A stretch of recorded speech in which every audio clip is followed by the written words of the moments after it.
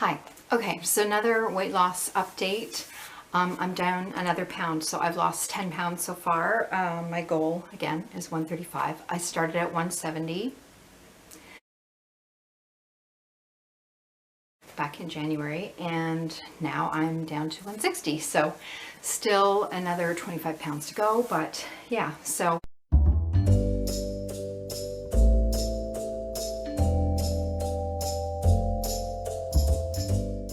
I'm still keeping my daily calories to between 1,200 and 1,500 a day. I'm still exercising every day, doing workouts, but usually only 10 to 15 minutes, either on the stepper, cardio, my Tabata workout, which I have a video on, etc.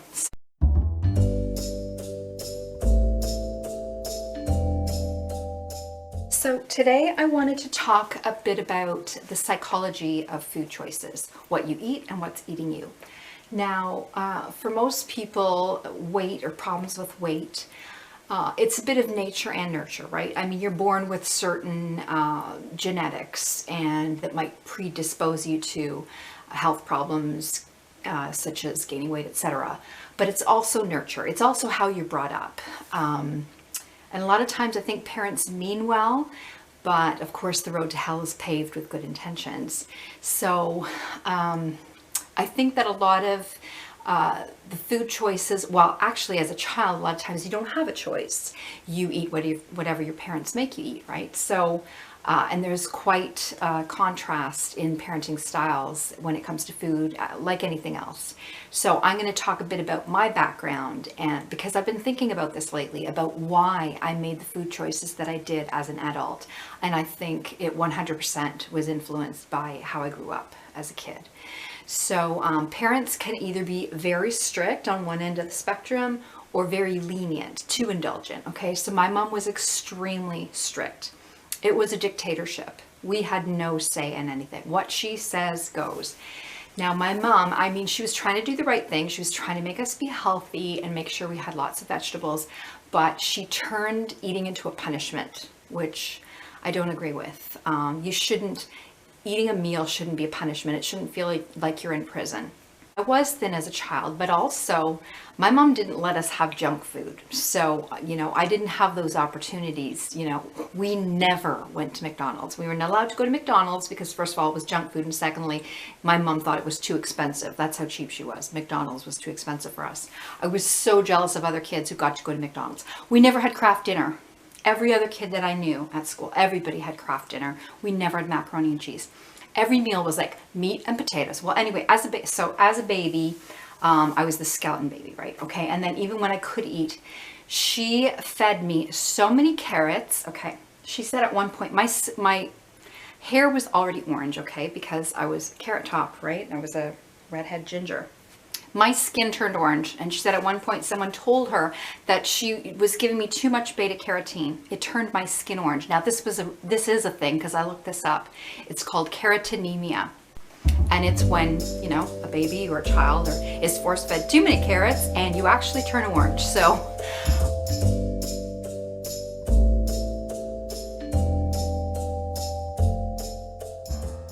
I hated carrots my entire life. To this day, I hate cooked carrots. I can't stand them. And my mom always made us have carrots. So also my mom, what she would do when I was a kid, okay, so she called all the shots. She dictated what the meals were, and you had to eat every crumb on your plate. Okay, this is something that I do carry on to this day too.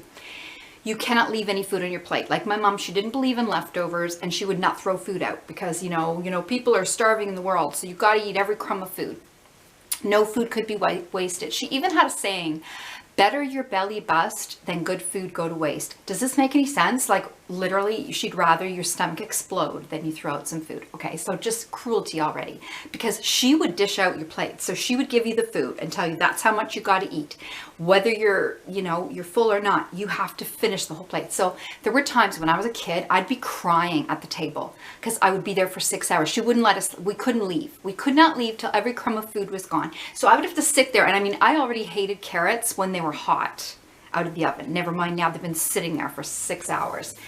and you'd have to sit there. So I would try to wait till she left the room and then like spit it into a napkin and put it in the garbage. Or sometimes I even threw carrots into the neighbor's yard. I'm like, it was torture. She made eating a torture. And now, you know, food and eating should not be a punishment.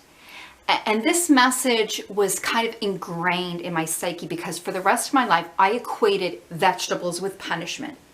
And desserts, you know, junk food, sweet food, that was a reward. Like she would bribe us by saying, you know, if you don't eat all your dinner, you won't get your dessert, because we would have a little dessert, and it would be like a tiny little cupcake. Like when, you know, when you get those packages and it comes with like 2 little chocolate caramel things, you could only have one.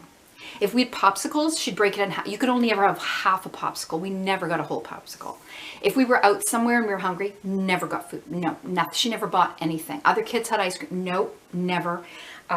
It was all denial. It was all restrictive, and it was a dictatorship. My mom would say, no, no, no. Everything was no.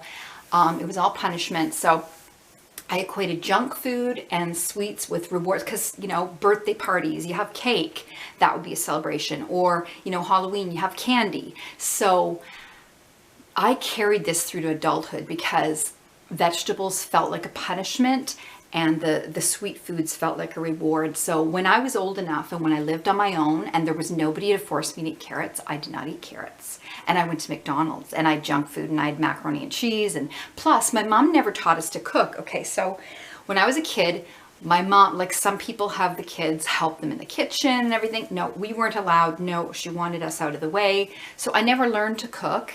My mom always acted like cooking was a necessity, that it was unpleasant. She never enjoyed cooking. She hated it. So it was all this very negative feeling around food and eating. Like, it was never a positive thing. So the one thing though, what a contrast, my Italian Nonna. When we go to my Nonna's house, oh my God, their food was a celebration. And this, I feel like, is an Italian thing, because we would go there at like noon hour and she would have all these delicious meals. She'd be in the kitchen all day long, my Nonna.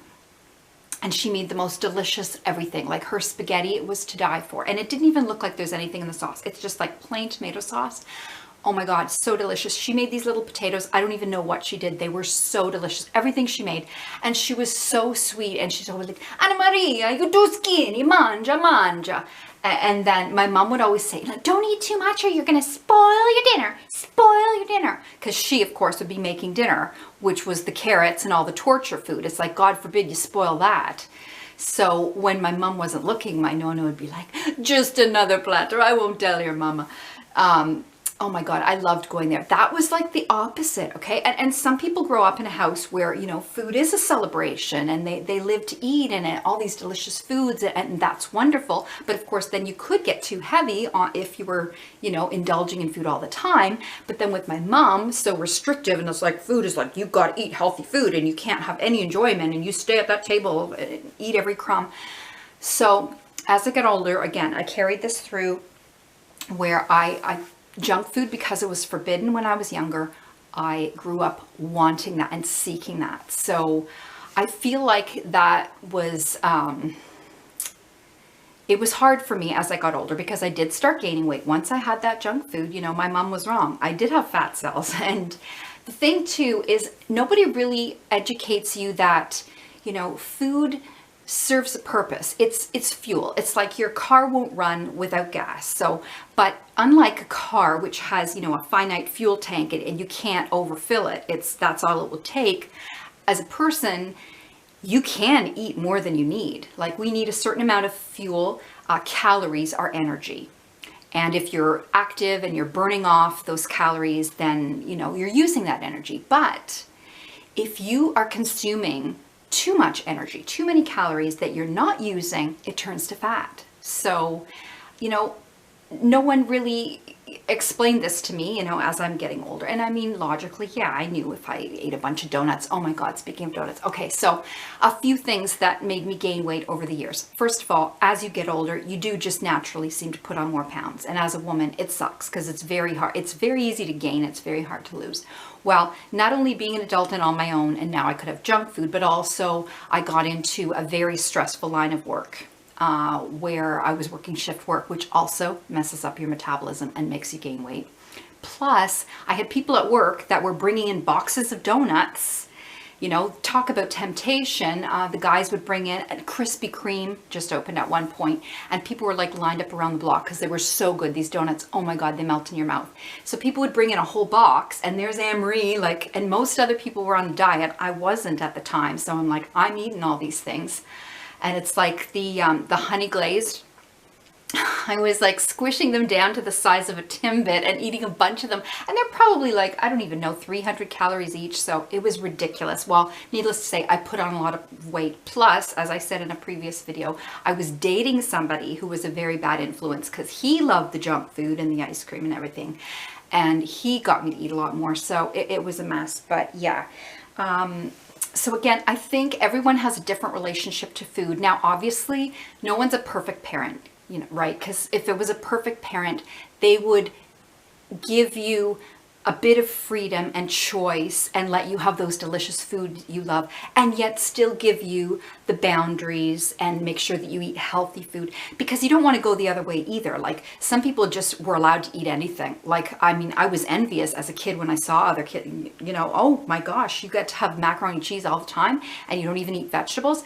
But that's not good either, because you could actually be malnourished. I mean, there's people on TV that I've seen bragging they've never had a vegetable. It's like, okay, well, maybe you survived like that. But meanwhile, there are also conditions that can happen if you're not getting enough vegetables. Like, for instance, a lot of young males are very picky eaters. I'm not going to name any names, but I've known a few. Some of them, it doesn't seem like they eat at all. I know of one family where the mom was kind of telling it like it's a cute story. Their son, when they went on vacation, he didn't like any of the food, so he had nothing but M&Ms for 2 weeks. It's like, well, is that a cute story, or is that like, oh my God, like he could have got diabetes? How do you have a child not have anything but chocolate for 2 weeks? That's not healthy. Or, you know, other people that there was in the UK, this guy was on a French fry diet. That's all he ate is junk food. He was a teen. Next thing you know, he had this condition where he was losing his sight. What was it called? Nutritional optic neuropathy, something like that. So, I mean, you can actually lose your sight, not only, you know, developing obesity or heart disease and high blood pressure, but, you know, you can go blind from it. So you do have to have healthy foods and vegetables, but it shouldn't be made into a punishment. Like, and I would never do that to Michelle, okay? Because I was raised like that, I try to do the opposite for her. So if she says she's full, and I will throw food in the garbage. I'm not going to force her, you know, to clean her plate. Also, she does have vegetables. She prefers broccoli. I mean, I've let her try everything, and she hates asparagus. She doesn't like salad, but she will tolerate the broccoli, so that's what she gets, and that's a pretty good vegetable. So, but I don't make it a punishment. She is allowed to have treats. I think you have to have a balance between having healthy foods, but also having foods you love, and never turn mealtime into a punishment and torture and make them feel like they're in prison, because that was hell for me. And when someone feels like they're too restricted, they are going to rebel. So I think it's about balance and just giving healthy choices. And also what I'll do is I'll ask Michelle, what do you want for dinner? Because when you give them options, they feel like they have more freedom and choice, which I never had as a child. I felt helpless because anytime I wanted something, I wouldn't get it. And I mean, there were vegetables that I liked. I love spinach, which we didn't have that often. You know, would have much preferred that to the carrots. Or, you know, I didn't mind peas or cabbage. I mean, there were other vegetables, but no, it's carrots. Oh, and green beans. She liked her French cut green beans. I despised them, but she would make the things that she liked. Oh my God. And steak. She would call it steak. It was really stewing meat, and it was like the crappiest meat you can imagine. It was like chewing a shoe, and she would overcook it. My mom, because she didn't like cooking and she took no pleasure in it, it's like everything was just bland, like meat and potatoes, and this is what you get, and like bacon, like breakfast bacon, you think it's delicious, right? She would cut off all the fat, and she would overcook it to the point where it was hard, like you'd be breaking your teeth. It was that crispy. Like, she just cooked the joy out of anything. It was like, oh my God.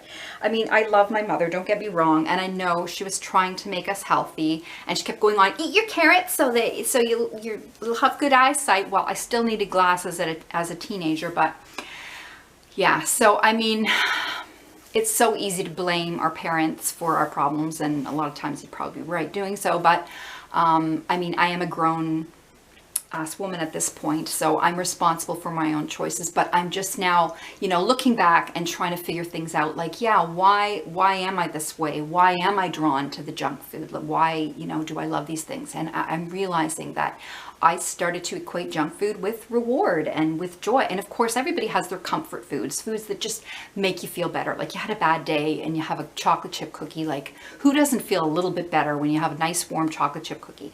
But now that I'm, trying to be healthier, I'm not completely eliminating all of those foods, but having less of them and trying to mostly have healthy food, because I realize that the food is fuel. And now that I'm exercising, I'm burning off calories. So it's okay, if you're taking a little bit more, as long as you exercise more. So anyway, I just wanted to talk about that, because I think that for a lot of people, the way they grew up and their eating habits as a child have affected them as an adult. And I mean, I know obesity is more and more common, that, practically half the population is overweight or obese. So, and even children, like childhood obesity is so much more prevalent, that it's really hard as a parent, because you do want to make sure that your children are getting enough healthy food, but don't make it a punishment, because they're going to suffer for that later on too. So yeah, anyway, that's my rant for the day, and I'm going to keep going with this, because I'm motivated now to be healthy. That's the main thing. Like, yeah, it'd be nice to be slimmer, but the main thing for me now at my age is I want to be healthy. And by losing weight, I'm reducing my risk of high blood pressure and heart disease and all those things. And it's better to be healthy now. These are scary times. And even with COVID, apparently the more fat cells you have, the more it can attack organs in the body. So you're just better to be healthy overall. Anyway, so take care, stay safe, and be healthy.